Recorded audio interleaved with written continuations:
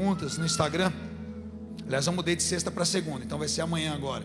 Mas 8 anos, sextas-feiras, ali fazendo caixinhas de perguntas. E o que mais é recorrente, as pessoas têm muito medo de não estarem vivendo a vontade de Deus, ou perguntam: como que eu faço para viver no centro da vontade de Deus, ou descobrir o meu propósito? E eu comecei a meditar mais profundamente sobre isso, e Paulo ele tem uma teologia muito específica em Romanos 12, que todos nós conhecemos os 2 primeiros versos, mas talvez a gente deixa de perceber a riqueza que vem então nos versos seguintes, que Paulo ele traz ali 12 princípios de áreas que nós temos talvez crenças limitantes, ou talvez nós temos até uma certa convicção espiritual a respeito de algumas áreas da vida, e nós não vivemos perfeitamente a vontade de Deus, porque nós estamos conformados como o mundo pensa a respeito dessas coisas, como humildade, como honra. A gente tem uma ideia de humildade que é uma ideia mundana e não espiritual e bíblica.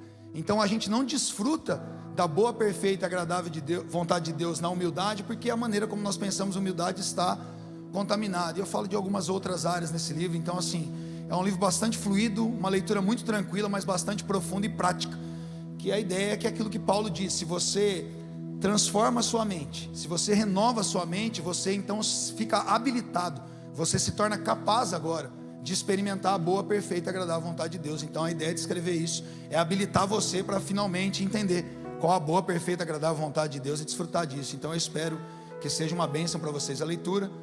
Eu acho que a gente vai fazer depois um lançamento oficial disso lá na livraria Leitura também, porque a editora distribui por lá. Mas aí vocês têm essa oportunidade de semear na vida de alguém de repente. Esses livros vão ser entregues nas igrejas Burns, esses da pré-venda, e depois do lançamento então, tá bom? Eu espero ser um instrumento aí de bênção, de instrução, de repreensão, de correção, para a glória de Deus. Estou muito feliz de fazer isso no primeiro dia aqui da nossa festa de aniversário. Amém, irmãos? Bom, vamos orar mais uma vez. Só existe orar pouco, não existe orar muito. Então vamos orar mais uma vez. Vamos consagrar ao Senhor agora as nossas mentes, colocar os nossos corações aqui, os nossos ouvidos à plena disposição do Espírito Santo. Se você puder estender suas mãos para cá, abençoar minha vida, pedir que Deus na sua infinita misericórdia e graça coloque as palavras dele na minha boca, que eu não pregue segundo aquilo que eu penso ou acho, mas segundo os oráculos de Deus. Que possa ser realmente a sua palavra, Senhor, o seu coração, sua vontade, o seu direcionamento, que venha do alto, diretamente para o coração dos seus filhos. Eu só não quero ser um problema, eu não quero ser nada que atrapalhe, eu quero só ser um canal, Senhor. A minha oração, eu sei que os meus irmãos concordam comigo nisso, mas muito mais do que nós concordando aqui, que a sua vontade seja feita, que o Senhor seja revelado nessa manhã, e que nós possamos conhecer um pouco mais de Cristo, que nós possamos ver um pouco mais da beleza que há no Senhor e na sua palavra, e que isso transforme, manifeste o seu poder e graça em nossas vidas, em nome de Jesus, amém, amém. Glória a Deus, irmãos. Bom, são 9 anos, a gente tentou de alguma forma nesse primeiro vídeo. Cada domingo eu sei que vai ter um vídeo novo, mas de alguma forma a gente tentou expressar um pouquinho de tudo isso. E eu orava por uma direção, por uma palavra. Conversei bastante com os pastores também das outras igrejas, filhas nas outras cidades, sobre o que nós compartilharíamos nesse mês em que nós celebramos como igreja Burn 9 anos. E eu não sou muito adepto à cultura mais judaica, no sentido de usar essas expressões, números, datas e alguns outros costumes, mas eu sei que existe um princípio de Deus escondido, e parece que sempre que Deus quer me marcar com alguma coisa, Ele me dá um sinal profético que torna claro algumas coisas. E o número 9 no hebraico, ele é um número que passa de certa forma despercebido. Ele não é como o número 3, ele não é como o número 7 ou 12, o 40, que são números tão fortes dentro dessa cultura. Mas o Espírito Santo me levou provocado por ele, mergulhar um pouquinho nisso. E é curioso que no hebraico o número 9, que é representado pela letra que escreve T-E-T, esse número ele simboliza algum bem que é gerado num processo de dor, como os 9 meses da gestação de uma mulher. Então existe algo que está sendo produzido no oculto, mas que se manifesta. E o número 9 tem a representação desse tempo de processo e fruto, esse tempo de processo e de manifestação. Quando o Espírito Santo trouxe no meu coração, ele me lembrou que isso é tão forte dentro dessa cultura, que o fruto do Espírito é manifesto em 9 características. Nós temos um fruto em 9. As virtudes que Pedro disse que nós devemos acrescentar à nossa fé, e a gente deve falar um pouco sobre isso domingo que vem pela manhã, são 9. Os dons sobrenaturais do Espírito Santo que Paulo narra em 1 Coríntios capítulo 12, são 9. Todas as vezes que a gente olha para essa manifestação, com esse número na Bíblia, são coisas que vão ser sempre geradas e manifestas por um processo, e um processo que custa muito, um processo que é extremamente doloroso, um processo que envolve muita paciência. Em 9 anos nós tivemos aqui a graça de Deus e a beleza de nos expandirmos para mais 9 cidades além de Mogi. Nós enviamos pelo menos aí 9 pastores, 9 equipes de lideranças. Nós estamos, como eu disse agora, em outros 9 endereços além daqui. E tudo isso de alguma forma trouxe para mim também quanto que isso nos custou. Obviamente que eu não falo de finanças, eu falo das dores mesmo de gerar isso, de abrir mão de pessoas tão importantes para nós. Eu sei que hoje nós temos inclusive alguns desses irmãos que estão em outras cidades, vivendo a Burn em outras cidades, nos visitando aqui. Quem não está congregando mais em Mogi é de outras cidades, hoje veio aqui, levanta a mão, hein? Quem é de outras cidades? Eu vi alguns irmãos aí, Tainá e Vitor, o Guia de Jacareí, com a Babi, que a gente tem a igreja em São José. Tem gente que não levanta a mão nunca, mas glória a Deus pela sua vida, eu te amo também. Eu sei que tem alguns irmãos conectados com a gente no online, e glória a Deus por isso, porque não tem como, irmãos, a gente manifestar aquilo que Deus gerou em nós, sem nos abrirmos para passar por alguns processos. A gente estava gravando esse primeiro vídeo e glória a Deus pela vida da Fer, né? A Fer é a nossa primícia aqui, né? A Fer e o Silvio são as nossas primícias do audiovisual da igreja. Eles voltaram esse mês trabalhar com a gente. Vamos aplaudir Jesus pelos nossos servos, diáconos, voluntários, que estão no Kids, que estão lá de colete lá fora, servindo a gente no estacionamento, estão escondidos naquela sala para que você na internet consiga ter imagens. Esses irmãos que ficam se descabelando aqui para fazer tudo isso acontecer, eles são uma boa representação da cultura da nossa igreja. E a Fer disse algo muito poderoso, que eu fiquei meditando naquilo depois. Ela falou: pastor, parece que tudo que de alguma forma acontece ali com vocês, com a família de vocês, os processos, reflete na igreja. E é verdade, isso é inevitável, não é uma coisa que a gente espera, deseja, ou que a gente consiga controlar, porque de alguma forma Deus nos levantou para começarmos algo que estava no coração dele. E parece que todos os processos no meio do caminho que nós sofremos ou nos alegramos como família, eles refletiram também na vida da igreja. Como agora nós estamos vivendo uma nova fase, nós percebemos isso também, que não tem jeito, o profeta ali, alguém que está passando por um processo, ele sempre vai de alguma maneira física experimentar verdades espirituais que vão se manifestar. Você vai perceber isso ao longo de toda a narrativa, de toda a história bíblica. Não é nada novo, não é nenhuma doutrina criada, que é algo muito claro. Deus faz isso, por exemplo, com Isaías, com Oséias. Deus faz isso com o próprio João Batista, que é ali dentro dessa escola da antiga aliança, o último dos profetas, que prepara o caminho para Jesus. Depois nós vamos ter os profetas da nova aliança. Enfim, você pega por exemplo o apóstolo Paulo, Ágabo vem, prende o cinto dele nas mãos dele e diz: isso aqui vai acontecer com o dono disso. Então, de alguma forma, existe uma manifestação no mundo material e físico de realidades espirituais, e gerar tudo isso para nós também custou muito caro. Foram muitas dores, nós precisamos passar por um processo bastante árduo, mas o Senhor me lembrou que jamais, irmãos, não fomos nós que começamos algo.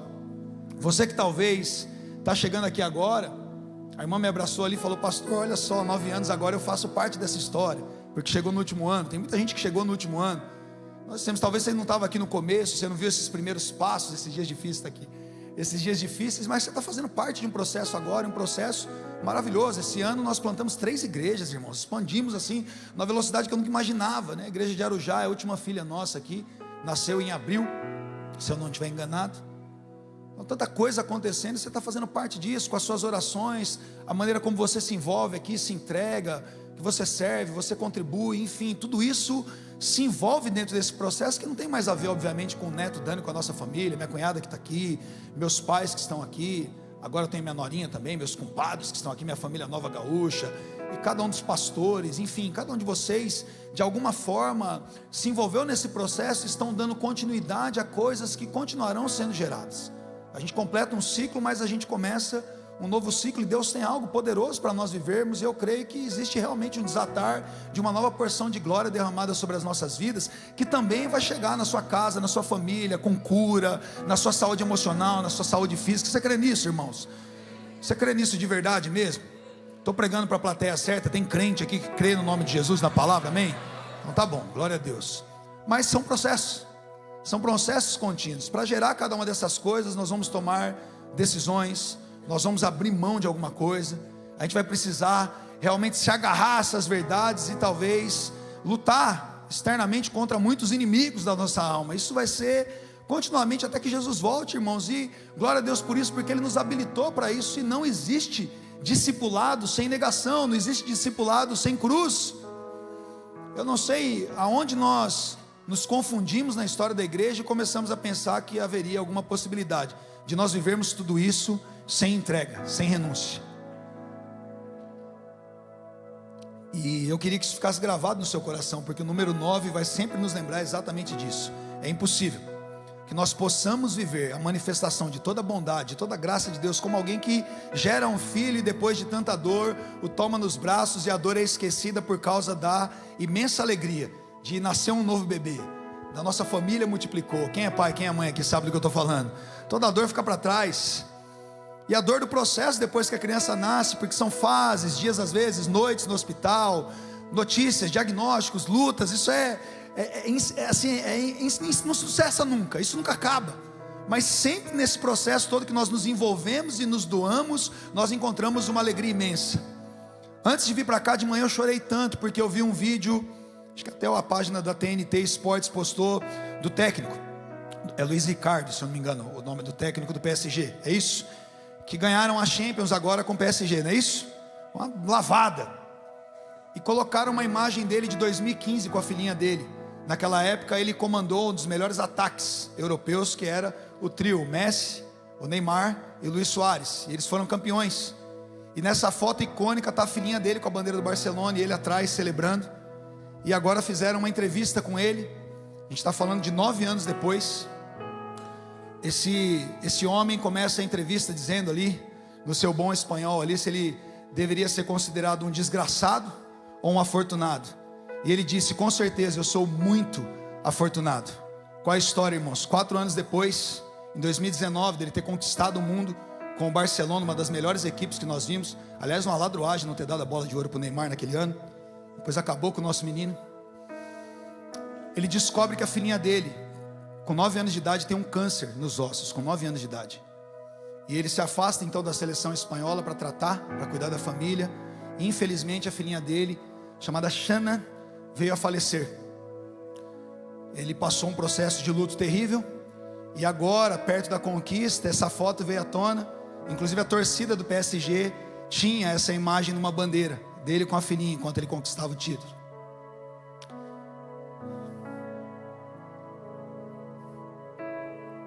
E ele disse: eu sou muito sortudo. Ele falou: não, ela não está aqui comigo fisicamente para balançar a bandeira de novo, mas eu vivi tão intensamente a paternidade com ela. Eu tenho tantos vídeos, tantas fotos, tantas boas lembranças. Eu desfrutei tanto do presente de ser o pai dela, que eu me considero o homem mais afortunado do mundo, mais sortudo do mundo. Alguém que a gente não consegue mensurar a dor, porque eu nem consigo imaginar o que é a dor de perder um filho, mas ao mesmo tempo tão grato por tudo que ele pôde celebrar, por ter de alguma forma cada dia, cada momento desfrutado intensamente dos processos que Deus permitiu e das alegrias de gerar e de viver com gratidão aquilo que Deus nos permitiu termos, sermos, fazermos. A maior resposta para nós, irmãos, em meio aos processos de dores que vão nos levar a gerar frutos, a vivermos a bondade de Deus, é a intensidade, a intencionalidade com que nós curtimos cada momento, cada fase, cada tempo. Sempre tem algo muito bom para a gente colocar os nossos olhos. E talvez se eu pudesse dizer algo para você que pudesse marcar como início dessas mensagens, que eu sei que Deus vai nos abençoar e trazer muita coisa boa e rica nesse mês, como um direcionamento para o nosso 10º ano agora, é que você deveria voltar os seus olhos para toda a bondade de Deus que já alcançou a sua vida. Talvez tenha custado muito gerar essas coisas, talvez elas não estejam tão alinhadas assim e no lugar como você gostaria, mas você tem desfrutado de graça de Deus. O Senhor tem cuidado de nós. O Senhor é bom, irmãos. Isso não muda. As circunstâncias não mudam a sua bondade. As contrariedades da vida não conseguem nem afetar, nem fazer um mero risco no cristal da bondade de Deus que ilumina, que brilha em nós, que guarda os nossos corações. A gente às vezes não vai entender e não vai ter resposta para algumas dores, mas a confiança que nós temos e a convicção de que Ele tem cuidado de nós vai nos fazer olhar até para os processos que o fim deles nos contrariaram completamente e não trouxeram clareza para nós, com uma paz que eu desejo que você experimente quando as coisas estiverem dando errado. Eu queria só que a gente conseguisse colocar os olhos no tamanho da bondade de Cristo, sabe? Em 2021 eu tive um burnout, e eu fui descobrir só depois que era um burnout. Eu estava numa máquina de ressonância, tinha acabado de pregar, senti uma dor terrível, paralisou todo o meu lado esquerdo e minha mente simplesmente apagou. A Dani me levou para o hospital depois do culto. E aí você vai ficando mais nervoso, porque você acha que está infartando, você acha que vai morrer. E eu lembro que eu só tinha duas coisas na minha cabeça. Eu só lembrava João 3,16. E eu pedia para Deus, achando que eu ia morrer: Deus, deixa pelo menos eu casar os meus filhos. Eu queria pelo menos completar esse ciclo. Eu queria pelo menos enviar eles para o destino, como uma flecha que está na minha aljava. Eu só queria colocar eles no alvo, que eles tivessem a família deles.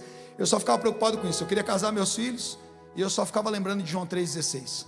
Eu não lembrava que eu estava coordenando uma pós-graduação, quanto dinheiro tinha na conta, o tamanho da membresia da igreja. Essas coisas não conseguiam ocupar a minha cabeça, porque geralmente essas coisas só estão nesse lugar mesmo, de ocupar a nossa cabeça, nossa planilha, às vezes de mexer com o nosso ego. Irmãos, quando não sobra nada, a única coisa que sustenta a gente é a palavra que está no nosso coração e o que de fato nós amamos.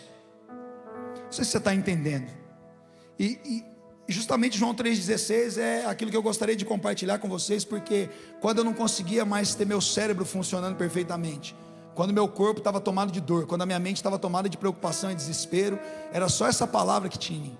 Porque Deus amou o mundo de tal maneira que deu o seu Filho unigênito, para que todo aquele que nele crê não pereça, mas tenha vida eterna. Depois, quando eu me recuperei, aquilo fez um sentido para mim que talvez nunca tivesse feito. Eu disse: a razão de tudo, a origem de tudo é a maneira como Deus me amou. Essa é a origem. A vida tem uma origem no amor. O mundo é sustentado por Cristo, e Cristo, que é a expressão exata da glória de Deus, Ele é amor. Todas as coisas são criadas e sustentadas por amor. É porque Deus amou, irmãos. É porque Deus amou você que você está aqui. É porque Deus amou você que Ele entregou tudo que Ele tinha, o seu próprio Filho, Deus encarnado, o verbo que se fez carne, o Deus criador, sublime, excelso, incomparável, que a gente não tem adjetivo aqui, que a gente vai terminar de falar tudo que a gente conhece na língua portuguesa e não vai ser suficiente para demonstrar o mínimo do que Ele é, do tamanho da sua glória. E no entanto, esse Deus poderoso se entrega por amor, se faz homem por amor, se coloca numa posição de servo, abrindo mão da sua glória por amor. Eu lamento quando alguém é tão mais calvinista do que deveria ser e diz que a cruz é apenas uma manifestação de justiça e ira de Deus. Isso é uma parte tão pequena do que é. No outro livro, no meu livro anterior, no Fé Processual, eu falo exatamente isso, porque você paga um preço por uma coisa não por quanto ela vale no mercado, mas por quanto ela vale para você. Os pecados realmente tinham um preço de morte, mas horas, se eu não estou interessado em comprar um pecador, eu não morro por ele, por mais que aquilo vale alguma coisa. Quem está me entendendo? Ah, esse carro vale tanto. Ele vale para quem quer comprar. Para mim ele não vale nada. Está me entendendo? Um pecador caído, depravado, merecedor pelos seus próprios pecados de ser enviado para o inferno. Quanto ele vale? O preço era sangue, mas quem quer pagar isso? Deus quis pagar. Por quê? Porque você vale. Não é porque Deus cirou tanto, odiou tanto pecado. Não é porque Deus precisava da sua ira ser satisfeita, fazendo justiça e colocando na cruz. Não, o que Jesus diz nessa conversa com Nicodemos em João 3,16 é porque Ele veio, porque Deus amou. Ah, você deveria entender isso com o seu coração. Você não está aqui porque você era um pecador e alguém tinha que pagar uma conta por você. Não, é porque alguém quis fazer isso. E Ele quis fazer não porque Ele está virado, porque Ele era um Deus de justiça. Não, Ele fez isso porque Ele é amor. Deus nos amou, irmãos. E isso é o que nos posiciona. Nós não estamos aqui por nenhuma outra razão. Quando nós olhamos que é esse amor que é a origem de tudo, nós também sabemos que é esse amor que nos sustenta. Se nós tirarmos o amor desse ambiente, irmãos, não sobra nada. Essa é a verdade. Se nós tirarmos o ar-condicionado, a gente passa calor aqui, mas se a gente estiver apaixonado, a gente continua aqui derretendo. Tanto que vocês ficaram derretendo nos últimos 8 anos, sem ar-condicionado. Se a gente não tiver estacionamento aqui, a gente vai dar um jeito, vai parar na rua, até na ponte. Tem gente que para na ponte. Irmãos, não pode parar carro na ponte, vai tomar multa, mas a gente vai dar um jeito, vai parar lá no Chibata, vai vir andando, porque isso não é importante para nós, porque nós queremos estar no ambiente, nós queremos desfrutar da comunhão. Agora, se a gente tirar o amor, irmãos, sobra uma igreja reborn. Parece que é de verdade, mas não é de verdade. E aí a gente se apaixona por uma estética, e é aí que as pessoas se confundem, e elas tomam decisões por conta disso, porque não existe mais amor. Existe alguém querendo ser satisfeito numa coisa com a qual ele não quer se entregar, porque o segundo aspecto do amor é a entrega. O pastor Dani foi muito feliz em postar algo ontem, que nós queremos ter algo bom, mas pelo qual a gente não quer pagar o preço por nada. É um bom reflexo de uma geração que não conheceu o amor do Senhor. Ela mede as decisões dela por aquilo que vai satisfazer. Então, eu quero saber qual a cadeira que tem na igreja, qual o ambiente, como é o kids, como que funciona isso e aquilo, e a gente está selecionando quase que num cardápio na igreja. Mas aí você espera que a pessoa sirva, ela não está disposta a entregar nada.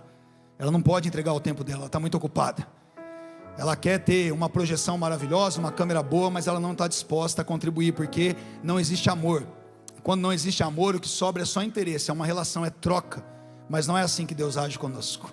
Antes de que nós pudéssemos oferecer qualquer coisa, antes que nós pudéssemos ser aprovados por qualquer comportamento, por qualquer oferta que nós entregássemos, antes que nós pudéssemos ser amigos de Deus, e quando nós éramos ainda inimigos de Deus, Ele entregou o seu Filho, porque Deus é amor.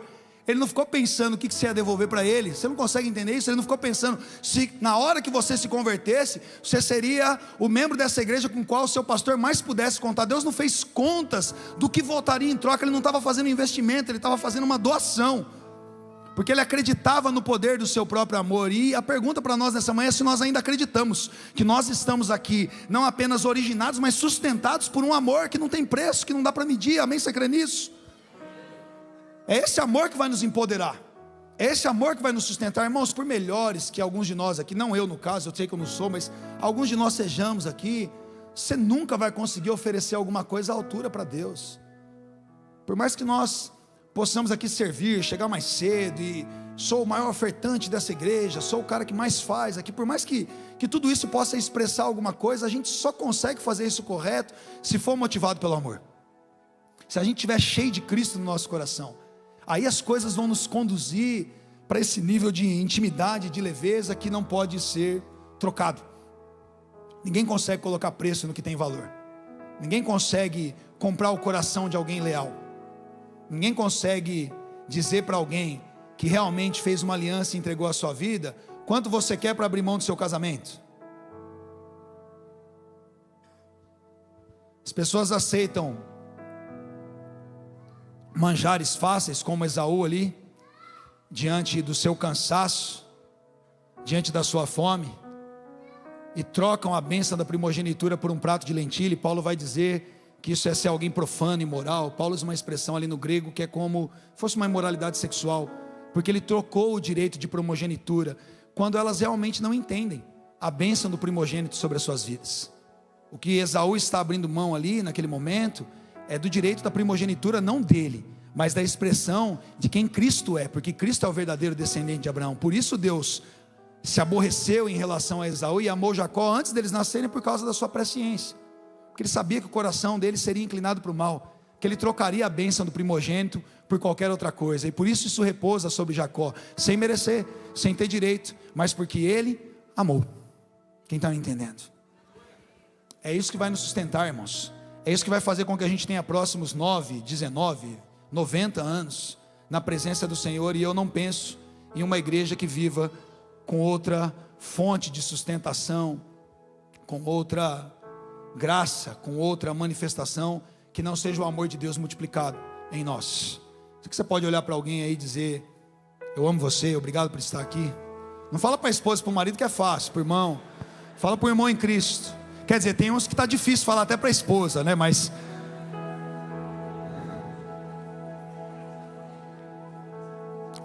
Jesus em João 15:9 diz assim: como o Pai me amou, assim eu os amei.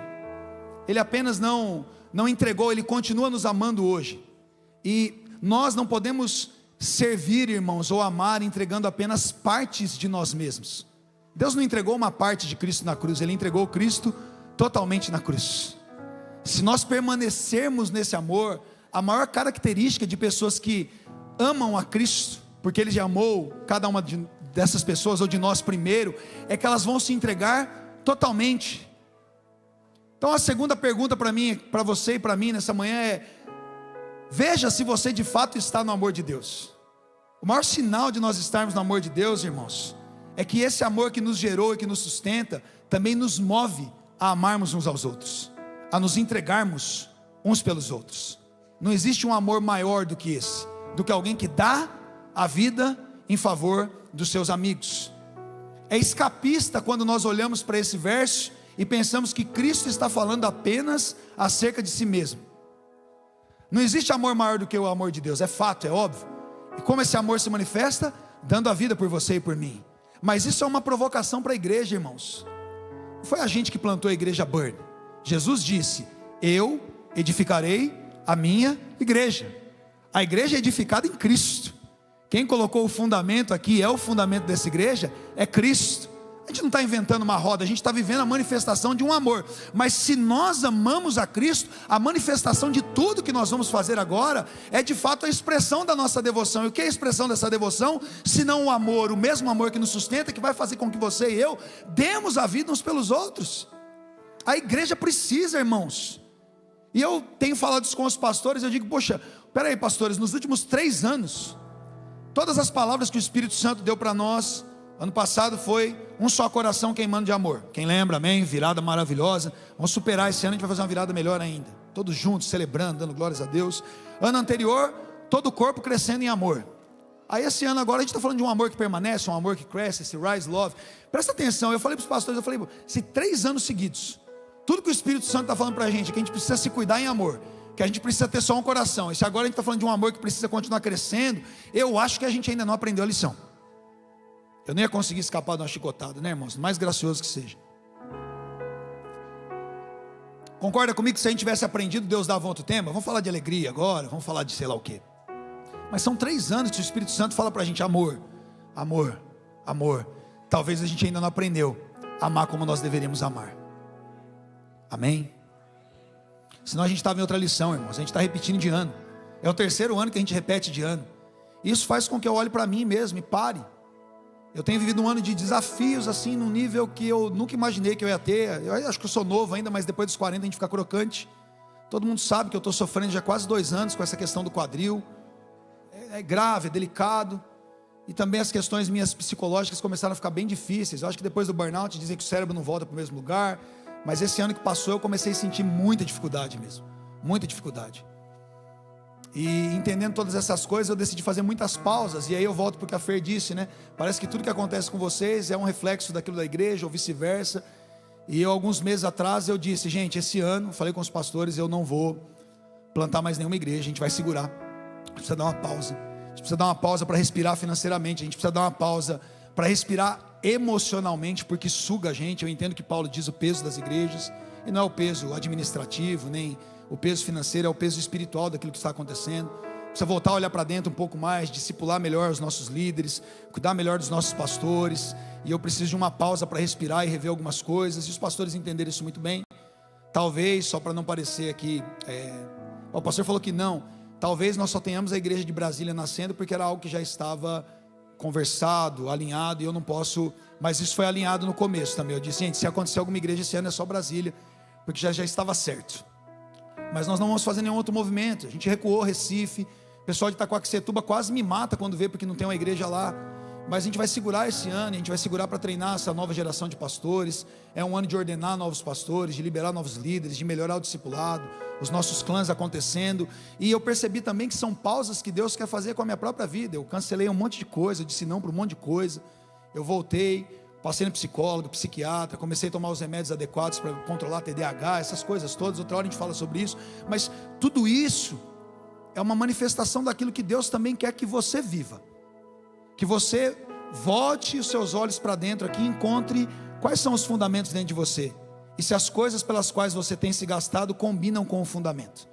Se a manifestação daquilo que você tem construído e pelas quais você tem sentido dores são os frutos do Espírito Santo se manifestando dentro de você, ou são conquistas que estabelecem uma linha de chegada tão curta, são padrões tão abaixo daquilo que Deus tem para nós, porque a gente pode se encontrar fazendo muita coisa em nome de Deus, mas tão distante dele, realizando, tendo sucesso e tal, mas tão longe do propósito do Senhor, porque nós perdemos no meio do caminho o amor. Se perguntasse para os meus pais, seu filho honra vocês? Certamente minha mãe vai falar, não, meu filho é maravilhoso. Meu pai vai dizer a mesma coisa. Mas 2 meses atrás eu estava numa experiência na montanha, e durante uma ministração o Espírito Santo me repreendeu, disse: você está desonrando seus pais. Aí eu dei aquela travada. Era o 3º mês do ano, e o Espírito Santo falou comigo: então não é o que eu penso, não é o que eu acho, não dá para discutir. Ele falou: tem 3 meses você não foi tomar um café na casa dos seus pais. Você vê eles todas as semanas na igreja, você fala com eles pelo WhatsApp, mas você não para um tempo para olhar nos olhos deles. Se perguntasse para eles, eu falava: meu filho me ama, meu filho me honra, está plantando igreja, está servindo, está fazendo. A gente cria uma cultura de resultados, mas eu estava desonrando eles porque eu não estava parando para olhar nos olhos dele e dar atenção devida. E aquilo me doeu, aquilo me corroeu, irmãos. Eu fiquei mais 3 dias na montanha, desesperado, querendo descer, querendo resolver isso. O que eu queria resolver? Parar 1 hora na semana para tomar café com meus pais. Estava fazendo muita coisa, menos uma das que importavam na minha agenda. Eu já fui mais esse ano na casa dos meus pais do que nos últimos 2 anos. Devo ter ido umas 5 vezes. Estou falando com vergonha isso aqui, viu, irmãos? Não é testemunho não, mas é uma provocação para você. Você está cheio de coisa, de projetos, trabalhando, ganhando dinheiro, expandindo empresa, mas seus filhos às vezes não estão tendo o pai que eles precisavam ter. Às vezes você está convencendo a sua esposa de que você precisa chegar um pouco mais tarde porque tem algum projeto que você está desenvolvendo, mas ela queria talvez só sentar na televisão com você 2 horas ali, para assistir qualquer besteira, para dar risada, para fazer um macarrão junto. Você está arregaçando, você é o cara. As mulheres estão conquistando a carreira, gerindo, e tem uma criança desesperada lá sendo cuidada por uma tela. Está na hora da gente voltar a olhar para a origem, irmãos. A origem de tudo é o amor. É um amor que se entrega, não é um amor que conquista. A conquista do reino é completamente diferente. As pessoas zombavam de Jesus na cruz, no sentido: desce daí como que você é um rei, entregando. Deixa eu dizer uma coisa para você: ele é rei de reis, e no reino de Cristo só se parece com ele quem entrega, não é quem conquista. Ele é Senhor de senhores, mas não são os senhores reconhecidos pelos homens, pelos seus títulos, pela maneira como são respeitados quando chegam em algum lugar ou são conhecidos, pelo número do seu algoritmo e como as pessoas sabem quem você é no Instagram. Não. Os senhores que tomam decisões por si mesmos e podem dizer não para muitas coisas, para dizer sim para aquelas que importam. Será que você é senhor do seu tempo, ou os resultados que você quer ter, as linhas de chegada que você estabeleceu são que governam as suas decisões e como você administra, da hora que você acorda, da hora que você vai dormir? Você faz um monte de coisa, mas não para um momento para orar. Você ganha tanta coisa, mas não para um momento para agradecer. A gente perdeu alguma coisa, irmãos, e eu tenho certeza que está na hora de sofrer, de sentir dores de parto, para conquistar coisas que importam. Quem está comigo, você pode dizer glória a Deus? Não, você tinha que estar comigo um pouquinho mais. Tem crente nesse lugar para dizer glória a Deus? Obrigado, Jesus. A gente tem um desafio enorme quando a gente cresce. Pastor Ademar pode subir com a equipe, por gentileza. Porque a comunhão, quando nós crescemos tanto assim, irmãos, ela é um desafio para nós. Tenho certeza, quem está aqui pelo menos há uns 6 anos aí na igreja, ou mais aí, levanta a mão, por favor, pelo amor de Deus, em nome de Deus. Aí, obrigado. É diferente demais. É diferente ou não é diferente, irmãos? Da igrejinha na Coca-Cola, é diferente ou não é diferente? Eu sabia o nome de todo mundo, irmãos. Eu sabia a história de todo mundo. Até 350 pessoas eu podia contar a história, o bairro que morava e tal. Tá certo que minha cabeça também, sem medicamento com TDAH, era uma maravilha, né? A gente parece que tem superpoder. Mas eu conseguia fazer isso. Mas eu conseguia fazer isso sem talvez me envolver profundamente também. Era uma habilidade só. E aí depois a gente multiplica. Hoje a gente é 10 vezes maior do que isso, né? Porque não está só aqui. Eu já mandei mais de 600 pessoas de Mogi para outras cidades. Tem mais de 3.000 pessoas hoje se reunindo aqui nas igrejas. E a gente chega aqui, talvez você chegou nesse último ano, você pode talvez só sentar aí, e glória a Deus, você não vai ser obrigado a fazer algo que não faça sentido para você, mas presta atenção, a gente tem um desafio de comunhão que é a margem de imperfeita. Você não veio aqui para receber uma boa palavra no domingo, para aguentar a semana inteira agora empoderado por isso. Você veio aqui para se entregar. Você está aqui para amar alguém, não para receber uma palavra. Você está aqui para servir alguém, não para ser servido por um ambiente. E a gente precisa desconstruir essa mentira contra a comunhão na nossa geração, irmãos. Talvez mais da metade da igreja, entenda o que eu quero dizer, eu estou falando com muito amor, irmãos. Nunca procurou ali no site o endereço de um clã. Poderia estar, eu sei que tem gente que trabalha na semana, de repente não consegue, mas poderia estar num clã online que funciona num sábado, por exemplo. Mas a pessoa ela não quer romper essa barreira de precisar que alguém conheça ela e consiga olhar para ela e saber que hoje ela não está bem. A gente fica tentando talvez não ter o trabalho de cuidar dos outros, e a gente perde a oportunidade de ser amado e ser cuidado por alguém, porque é exatamente o que o inimigo quer, que a gente não rompa com esse desafio, com esse processo, para desfrutar de amor. Como pastor de vocês, como pastor dessa igreja, eu preciso te provocar nessa manhã. Você precisa sair daqui assim: meu Deus, em nome de Jesus, eu vou reorganizar as minhas prioridades. Não sei se você, como eu, talvez precise dar um pouco mais de atenção para os seus pais, ou talvez você faça isso, mas está dando pouco tempo para os seus filhos, talvez não está se envolvendo com ninguém na igreja. A gente precisa romper, porque Ele não nos amou antes de nós sermos, Ele nos amou antes de nós sermos aprovados por aquilo que nós fazíamos. Mas o amor que nos empoderou, irmãos, agora está nos habilitando para sermos aprovados por Ele e pelos homens, na maneira como nós servimos, para amarmos sem ressalvas, para manifestarmos e ceia do Senhor, que é o que nós vamos fazer agora aqui. A ceia do Senhor, ela não fala sobre o pão que nós comemos, ela fala sobre o pão que nós partimos. Ela não fala sobre aquilo que nós recebemos, mas ela fala sobre aquilo que nós vamos entregar. A comunhão do corpo de Cristo não é uma manifestação de dádivas recebidas por Cristo, mas de dádivas entregues por Cristo. Todas as vezes que nós comemos o pão e bebemos do cálice, nós estamos anunciando a morte de Cristo, o corpo que foi partido.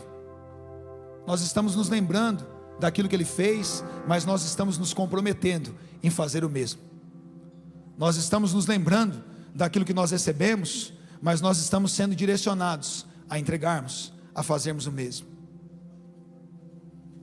Quando nós ceamos, nós reafirmamos que nós somos gerados por esse amor, mas que esse amor também vive dentro de nós, e que o mundo só vai conhecer o amor de Cristo se nós nos amarmos. O mundo só vai conhecer o amor de Cristo se nós formos a expressão da glória de Deus como seu corpo físico na terra, como igreja. O pastor Ademar disse muito bem: nós não podemos clamar, talvez seja estranho clamar por algo que nós já temos. Paulo vai dizer em Romanos 3:23 que o mundo pecou e carece do quê? Da glória de Deus. Mas Paulo vai dizer em Colossenses que Cristo em você é a esperança da glória. Nós temos um mundo que carece de glória, e nós temos uma igreja que desfruta da glória. Nós temos pessoas que estão clamando pela manifestação dos filhos de Deus, e os filhos de Deus são a manifestação da glória de Deus na era presente, porque é a sua igreja reunida aqui que traz o céu na terra. É a sua igreja que recebe do pão, que recebe do cálice, que desfruta desse poder e dessa verdade, e pode dar resposta. E nessa manhã, nós não vamos apenas receber daquilo que Cristo tem para nos oferecer, mas nós vamos nos comprometer com aquilo que nós podemos entregar. Você crê nisso? Hoje nós fizemos de uma forma diferente. Eu acho que todos nós estamos já com o cálice, sim ou não? É isso? Existe alguém que não está com o cálice e com o pão?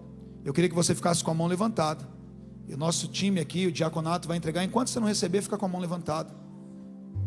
O pastor Ademar vai nos conduzir aqui com uma canção, com a equipe, e você vai segurar esses elementos na sua mão, orando, adorando ao Senhor, sentado como você está.